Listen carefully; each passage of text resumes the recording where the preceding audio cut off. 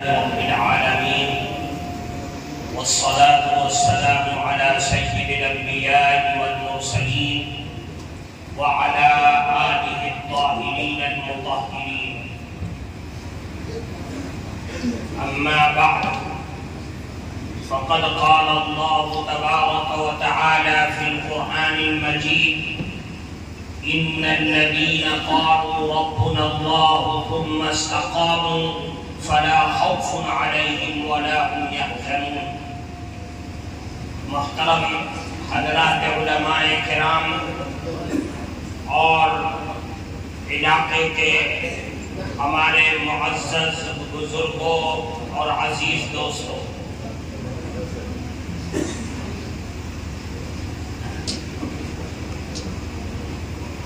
آج کا یہ چھوٹا سا پروگرام جس مقصد کے لیے آپ حضرات کو یہاں جمع کیا گیا ہے، آپ حضرات نے علماء کرام سے سنا اور سمجھا۔ میرے عزیز دوستو، آپ حضرات کے ساتھ جو حالات گزشتہ دنوں میں پیش آئے، وہ حالات ایسے ہیں کہ ہر انصاف پسند ہندوستانی کے دل اور دماغ پر کھٹکتے ہیں، اور ہر آدمی اس آنے والی مصیبت کے سلسلے میں اپنے دل میں درد اور ٹھیس رکھتا ہے۔ آپ کی مذہبی جماعت جمعیت علماء ہند، جس نے آزادی سے پہلے اس ملک کی آزادی میں بھرپور خدمات انجام دی، اور آزادی کے بعد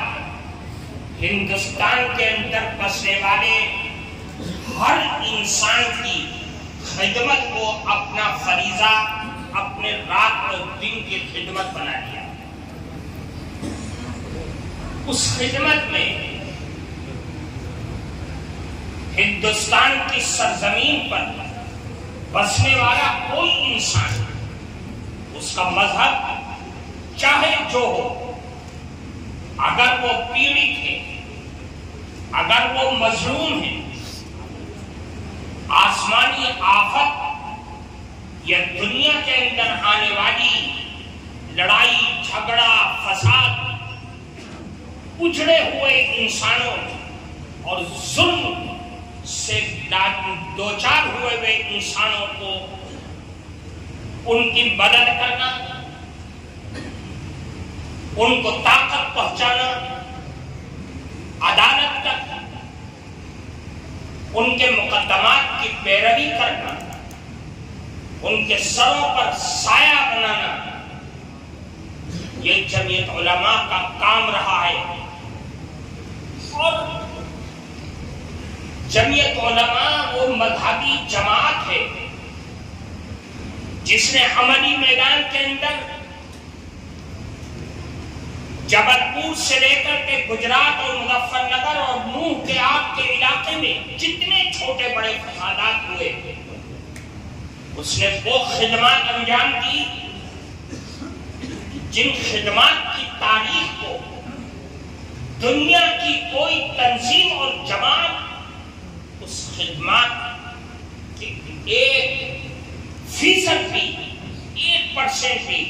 کوئی دوسری تنظیم اپنا نام نہیں پیش کر سکتی۔ یہ جمعیت علماء کا وقار ہے، جمعیت علماء کی آواز ہے، جمعیت علماء کا عمل ہے، جس نے ہر میدان کے اندر کام کیا، چاہے جو بھی حالات آئے، جمعیت علماء سب سے آگے میدان میں کودتی ہوئی نظر آتی ہے۔ میرے عزیز دوستو، اس جمعیت علماء کے متحرک و فعال صدر ہم سب کے سروں پہ تاج حضرت مولانا سید ارشد مدنی دامت برکاتہم، جب سے آپ کے اس علاقے میں فساد کی آوازیں سنی تو انہوں نے اپنے کارندوں کو، اپنے کاریکرتاؤں کو جھنجھوڑ کر کے آپ حضرات کے زخموں پر مرہم رکھنے کے لیے میدان کے اندر بھیج دیا۔ آپ یہ مت سمجھیے کہ آپ تنہا ہیں، آپ اکیلے ہیں، نہیں، آپ تنہا نہیں ہیں، آپ کے ساتھ جمعیت علماء کے تمام کارکن ہندوستان کی سرزمین پر پھیلے ہوئے، ہر ضلع، گاؤں، تحصیل کے اندر جو جہاں پر ہے وہ آپ کے ساتھ آپ کے دکھ اور درد کے اندر برابر کا شریک ہے، اور اسی کے اظہار کے لیے ہم آج آپ کے درمیان جمع ہوئے۔ میرے عزیز دوستو، یہ حالات آئے ہیں آزادی کے بعد سے آج تک 24,000 فسادات چھوٹے بڑے ہوتے رہے ہیں،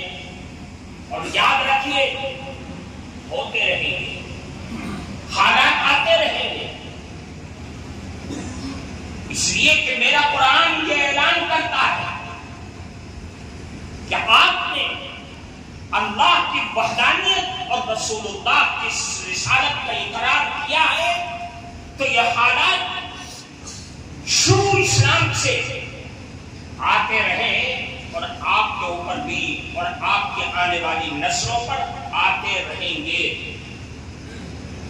ہمارے سامنے رسول اللہ صلی اللہ علیہ وسلم کی 13 سالہ مکی زندگی کا دور ہے، مدنی زندگی کا 10 سالہ دور ہے۔ ہمیں اپنے دل کو چھوٹا کر کے رہنا نہیں ہے، ہم اس شریعت اور اس اسلام اور رسول اللہ کی اس زندگی کو اپنے اندر رکھتے ہیں جس زندگی اور جس شریعت کے اندر دونوں ہاتھوں میں لٹکے۔ اگر ہم جیئیں گے اس دھرتی کے اندر تو ہم غازی بن کر کے جیئیں گے، اور اگر مریں گے تو شہید ہو کر کے مریں گے۔ اس لیے میرے بھائیوں، اپنے دل کو چھوٹا مت کیجیے، اپنے دل میں ملال مت پیدا کریے۔ آپ ایک زندہ قوم ہیں۔ ہمارے حضرت صدر محترم کی یہ آواز ہے اور یہ پیغام ہے آپ کے لیے کہ آپ ایک زندہ قوم اور زندہ شریعت اور ایک زندہ مذہب کو ماننے والے ہیں جس کا ہر پل حقیقت پر مبنی ہے۔ بس جمعیت علماء کا ایک پیغام ہے، وہ پیغام یہ ہے کہ یہ نفرت کی سیاست کرنے والوں نے آپ کے اس علاقے میں آگ لگانے کی کوشش کی ہے، لیکن جمعیت علماء کی آواز ہے اور حضرت صدر محترم کا پیغام ہے کہ ہمارے پاس طاقت بھی ہے، ہم سب کچھ کر سکتے ہیں، ہم جواب بھی دے سکتے ہیں، لیکن نفرت کا جواب نفرت سے نہیں بلکہ محبت سے دیا جائے گا۔ وہ آگ جو نفرت کی لگا رہے ہیں، اس آگ کو بجھانے کے لیے آگ نہیں بلکہ اس آگ کو بجھانے ہے اگر آپ کو تو اس پر پانی ڈالنا پڑے گا۔ یہ حضرت صدر محترم کا پیغام ہے آپ کے۔ اس لیے میرے بھائیوں، وہ نفرتیں جو پیدا ہو گئی، ہمارا اور آپ کا کام یہ ہے کہ ہم اس کو ختم کریں۔ یہ تو حالات ہیں دنیا کے اندر، آئیں گے اور آتے رہے ہیں، لیکن ان نفرتوں کو ختم کرنا یہ ہمارا اور آپ کا کام ہے۔ ہم اس شریعت کو ماننے والے ہیں جس کے ہر عمل کے اندر، زندگی کے ہر پہلو کے اندر محبت ہی محبت ہے، محبت ہی محبت ہے۔ اس لیے ہم ان لوگوں سے کہتے ہیں جو نفرت کی سیاست کرنے والے، سن لو،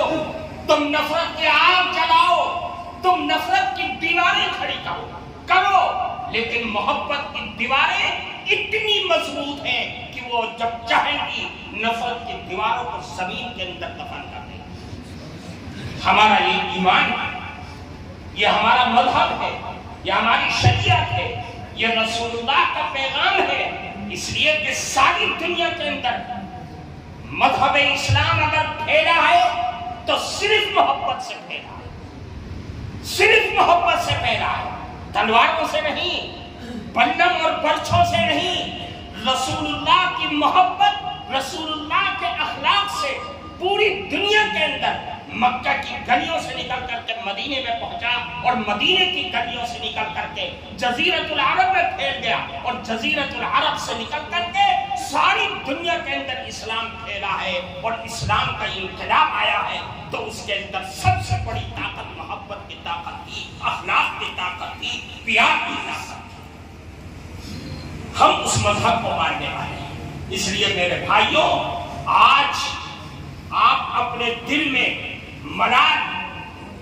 بزدلی، کم ہمتی،